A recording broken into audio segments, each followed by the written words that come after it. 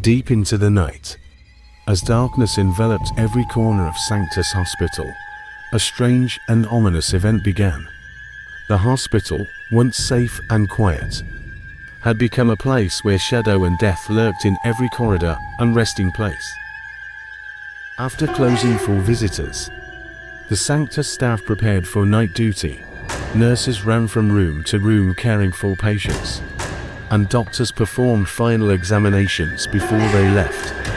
But as midnight approached and moonlight barely penetrated the windows, strange things began to happen.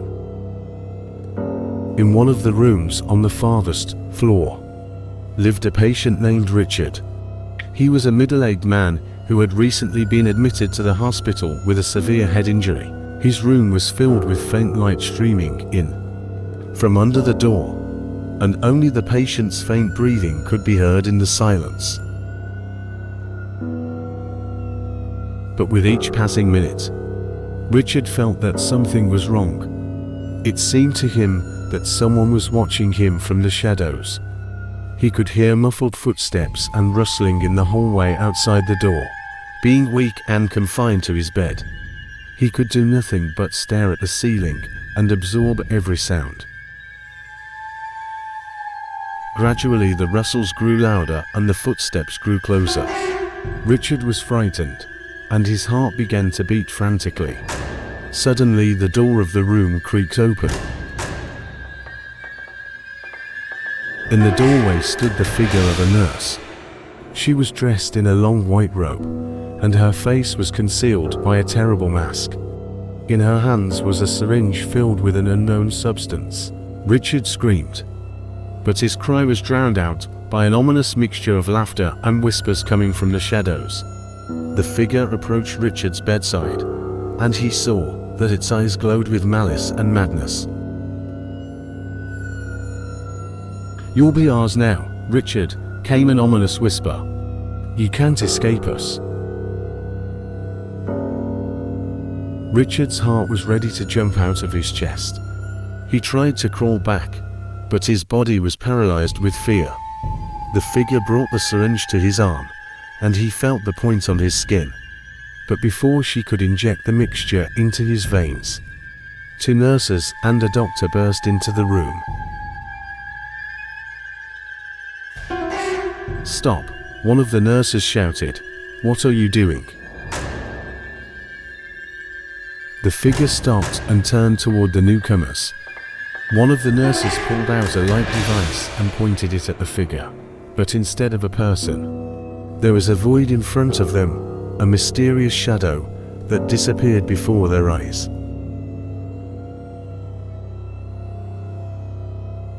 Richard and the doctor were left stunned. They looked around the room and made sure no one else was there. But the feeling that something sinister was present remained. From that day on, even stranger and more horrible things began to happen at Sanctus Hospital. Patients complained of mysterious shadows, frightening sounds, and sinister figures appearing in their rooms. The hospital staff became terribly anxious and nervous. The smell of decay spread through the corridors, and indistinct rustles and sad moans came from the walls. No one knew what was going on or how to deal with it. Rumors of a curse and souls trapped within the hospital walls spread among the staff. Some quit, refusing to work in the creepy place, but others stayed, trying to find an explanation and a way to confront the evil that was engulfing the hospital. One of the doctors, Dr. Andreas, decided to take the initiative. He began researching the history of Sanctus Hospital, studying documents and archives. He learned that many years ago, this hospital had been the site of a series of cruel experiments on patients, carried out without their consent or even medical grounds. Many of them died from these inhumane practices, and their souls remained trapped within the walls of the hospital. Dr. Andreas realized that the ominous events now taking place were a manifestation of the anger and vengeance of these lost souls. He assembled a small group of established paranormal investigators and mediums to help solve the mystery and free these souls.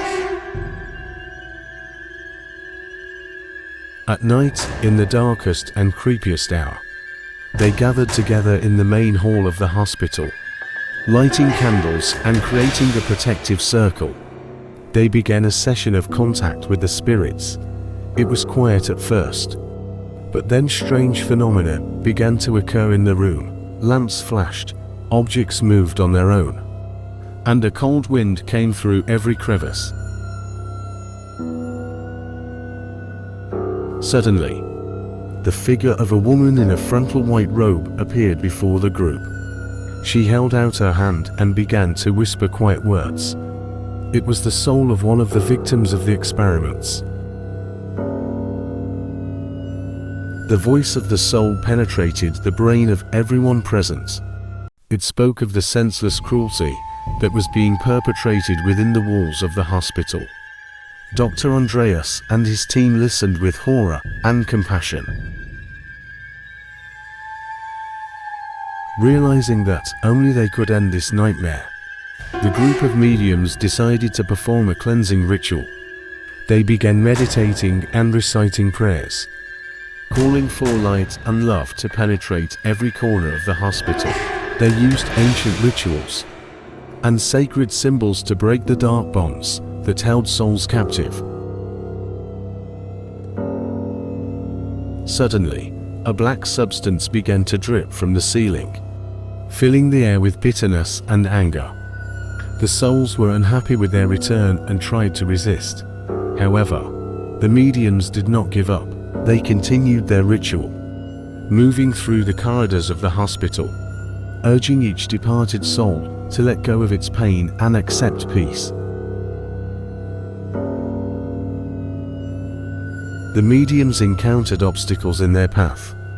Shadows took on the shapes of terrible creatures. The screams of damned souls filled the air, and the walls of the hospital crackled with fury. But the team was determined. They continued forward, supporting each other and believing in the success of their mission.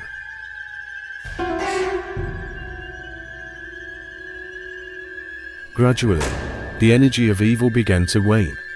The souls of the dead began to accept help and move into a light and healing state. Calm enveloped the hospital corridors, and the dark forces began to recede. When morning came, Sanctus Hospital awoke to a new atmosphere. Patients and staff sensed that something had changed. The shadows and ominous apparitions had disappeared, and the souls of the dead were finally released. As time passed, Sanctus Hospital began to recover, gradually. The terrible events became only a story told to the new staff, but no one forgot those who had suffered atrocities in the past.